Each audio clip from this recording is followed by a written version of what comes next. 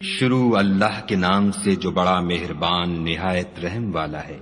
آسمان کی قسم جس میں برج ہے، اور اس دن کی جس کا وعدہ ہے، اور حاضر ہونے والے کی اور جو اس کے پاس حاضر کیا جائے اس کی، کہ خندقوں کے کھودنے والے ہلاک کر دیے گئے، یعنی آگ کی خندقیں جس میں ایندھن جھونک رکھا تھا، جبکہ وہ ان کے کناروں پر بیٹھے ہوئے تھے، اور جو سختیاں اہل ایمان پر کر رہے تھے ان کو سامنے دیکھ رہے تھے۔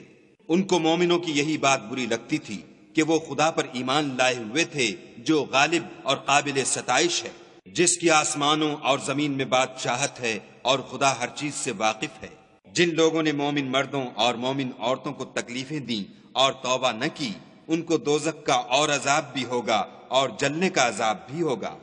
اور جو لوگ ایمان لائے اور نیک کام کرتے رہے ان کے لیے باغات ہیں جن کے نیچے نہریں بہہ رہی ہیں، یہی بڑی کامیابی ہے۔ بے شک تمہارے پروردگار کی پکڑ بہت سخت ہے، وہی پہلی دفعہ پیدا کرتا ہے اور وہی دوبارہ زندہ کرے گا، اور وہ بخشنے والا اور محبت کرنے والا ہے۔